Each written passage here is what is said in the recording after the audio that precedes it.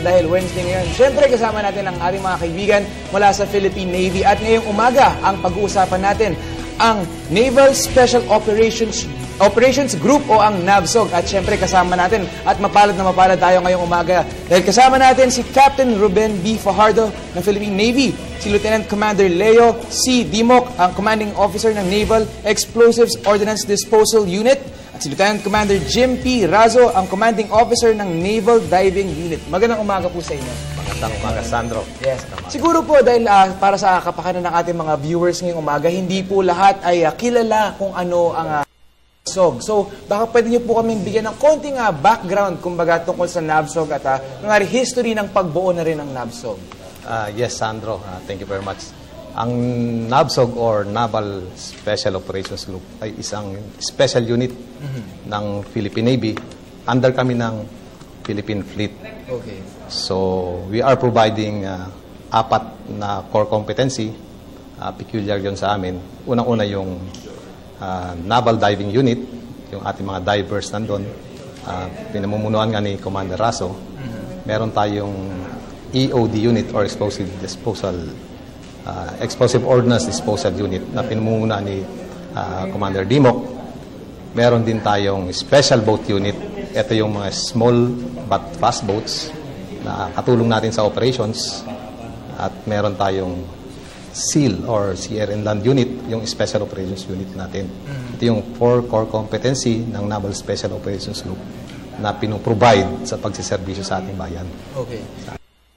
Pabilang tayo dito sa NAVSOG na to, ano ba yung mga requirements? Kumbaga, mag-enlist muna tayo para makapasok ng Philippine Navy at saka tayo magse-specialize na papunta kumbaga sa NAVSOG na magkakaroon tayo ng dagdag na training at dagdag na mga pagsubok na haharapin. Tama ka, Sandro. Sa ngayon, ganun ng proseso natin.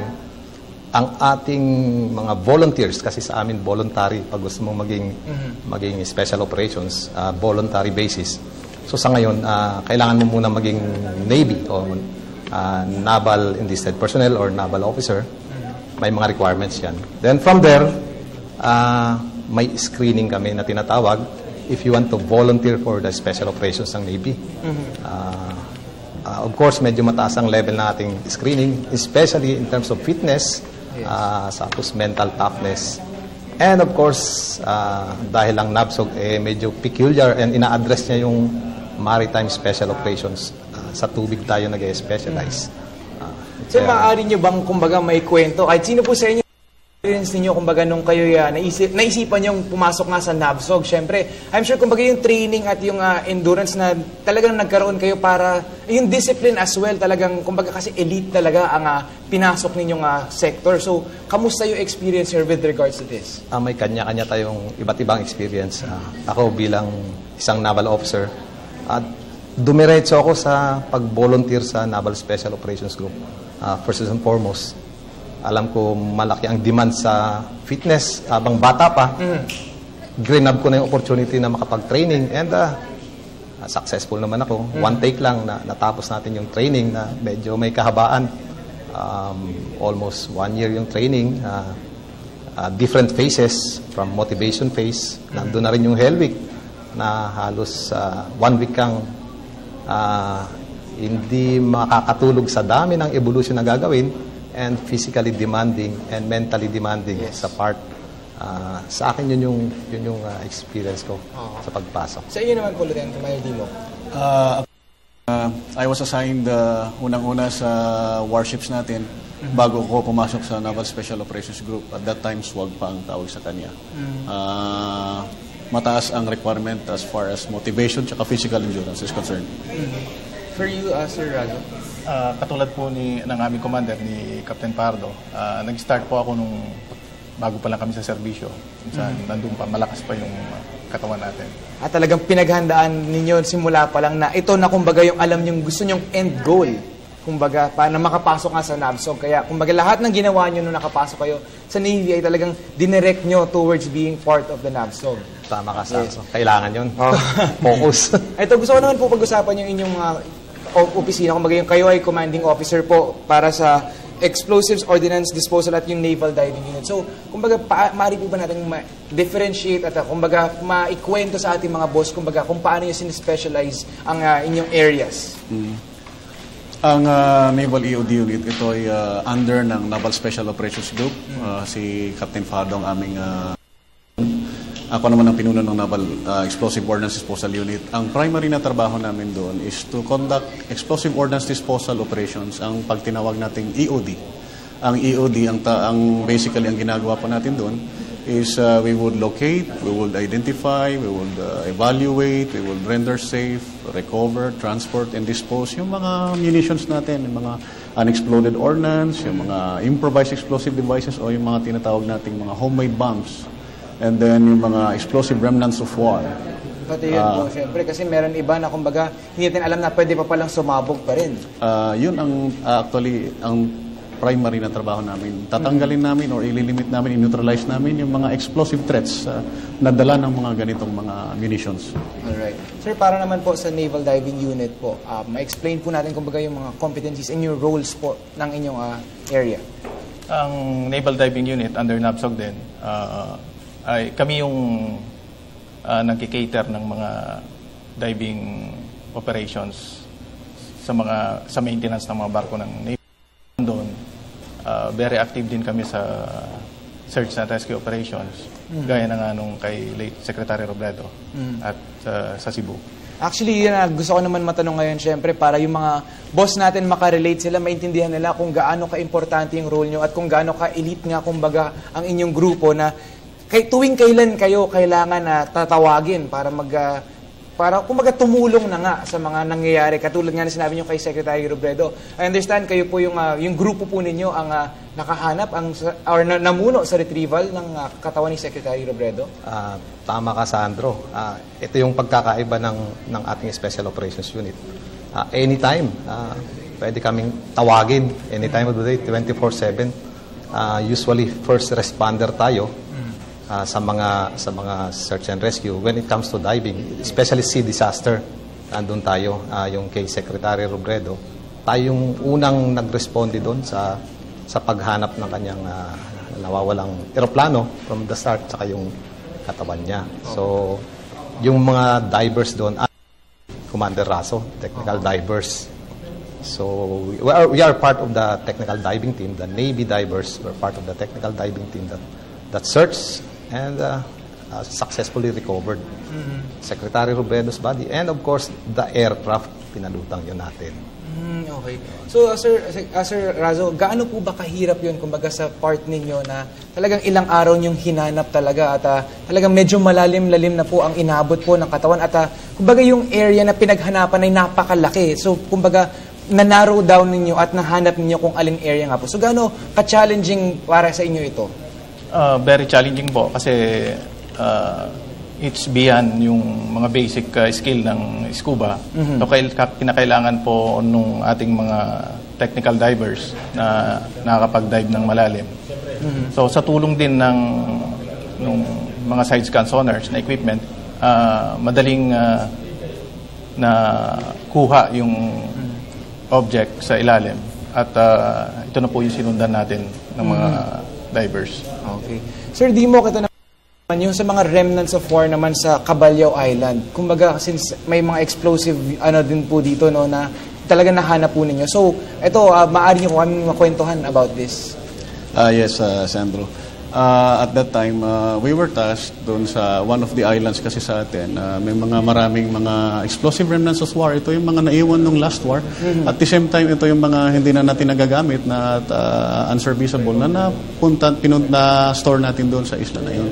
And at some point, it became very hazardous. Nag-deteriorate ang mga yan. Then it actually came up, explosive threat sa atin. So, ang alam natin, yung Caballao Island is situated doon sa Manila Bay, at the entrance of Manila Bay. So, dahil malaki na yung explosive threat, yung arc na is maapektuhan yung mga sea lanes natin, yung mga international sea lane, domestic sea lanes na gano'n. So, we were directed by the National Command Authorities to clear that island of all the explosive threats there. So, na-task ako, ako mismo, as a Joint Task Group Commander, and meron akong commander din ng Joint Task Force. Pisto, may kasama namin yung mga ibang branch of service headed by the Navy, NAVSOG in particular. So we went there, we surveyed the area, we recovered all yung mga munitions na malalaki ito. Hindi ito basta-basta kasi hazardous na mga ito. Cleaner natin, sinurvey natin, then we rendered it safe. Then after that, we transported it to Crow Valley sa Tarlac naman, which is our disposal site. Doon natin dinispose lahat ng mga ito. So we're looking at about 200 metric tons of explosive weight na madami pala talaga. Natanggal natin yung threat doon sa mismo sa bay natin. And this is one of the top priorities of the government at that time. Okay, that's good news. At least alam natin para dun sa mga nakatira dun sa area na yun, nawala na nga yung threat niyan at dahil nagawa na nga ng paraan ng NAVSOG ng EOD unit dyan. At ito naman, sir, gusto ko naman matanong yung Zamboanga crisis which happened na, kumbaga, recent lang to. At alam natin na kayo rin isa sa mga first responders dito at malaking role na naman ang inyong pinlay sa pagtitigil nga at pagsasaayos nga ng mga pangyari dito sa area na to.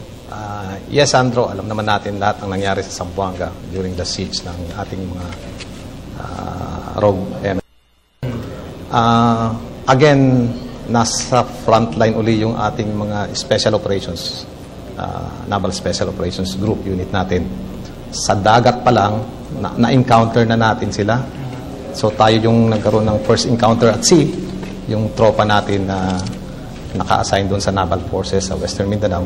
So sa dagat pa lang, na-encounter na natin yung rogue MNLF warriors. So from there, nakita namin na malaking turning point yun from the encounter at sea. Na-alarma na natin lahat ng authorities na talagang totoo pala yung report na may papasok sa Zamboanga. So from the sea, nagkaroon uli ng bakbakan for around 18 days sa ground.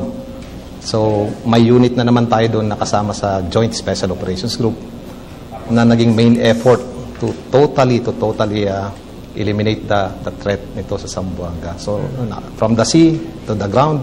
So, habang nasa ground, tuloy-tuloy pa rin yung ating patrolya sa dagat, kasama ng ibang naval assets. Tuloy-tuloy pa rin yung mga special boat unit natin together with our field teams, nagpapatrol sa dagat habang meron pa rin sa ground. So, it was indeed a very successful operations na eliminate natin yung threat sa Zamboanga. Alright. Sir, ito naman siguro para sa ating mga manonood ngayon, may mga bata rin syempre na iniidolo talaga kayo kasi kumbaga elite talaga, ang taas po ng tingin sa inyo. At syempre, balang araw ay pati yung mga kasama natin sa iba't ibang nagsispecialize ngayon sa Armed Forces ay gusto ring maging katulad ninyo. So para sa kanila po, ano po ang inyong maipahatid na mensahe para maabot nga kumbaga at maging parte na rin ng elite group ninyo? Yes, Sandro. Simple lang. Unang-una, pangalagaan natin yung ating katawan. Kailangan malakas tayo. Fitness-wise, dapat malakas. Mentally, malakas. Alam naman natin, mahirap ang buhay ng isang sundalo. Mahirap ang buhay ng isang mandaragat. Lalong mahirap ang buhay pag pupunta ka pa sa special unit. So, kailangan paghandaan. Kung gusto talaga nating magserbisyo sa bayan, katulad ng patuloy nating patuloy na ginagawa ng Philippine Navy, especially ng Naval Special Operations Group, kailangan handa-handa tayo sa anumang So fitness, very important, mental toughness, and of course pagpatuloy natin yung excellence sa sarili natin. Yun lang yun. From there, everything will follow. Everything will be very successful na. Lieutenant Commander Dimo? Naniniwala din ako sa dictum na sound mind and a sound body. Unang-una, lalong-lalo sa amin sa NAVSOG, kailangan talaga namin yan. We have to be more than that part dun sa pangangatawan namin, physical, and at the same time, our mind. And I think everything will follow after that. Then, Commander Razo, message? Sa mga tagapanood, lagi niyo pong tatandaan, nandito po ang Philippine Navy, particularly ang NAVSOG, palaging handa para paglingkuran kayo. Alright, and maraming salamat at napakapalad natin lahat ngayong umaga dahil nakasama natin dito sa Good Morning Boss ang Naval Special Operations Group at syempre kasama niya dyan si Captain Ruben D. Fajardo, si Lieutenant Commander Leo C. Dimok, ang Commanding Officer ng Naval EOD Unit at si Lieutenant Commander MP Razo, ang Commanding Officer ng Naval Diving Unit. Maraming salamat po sa inyong panahon ngayong umaga at syempre sa mga na-i-share ninyo sa amin dito. Salamat din, Sandro, sa mga televiewers natin.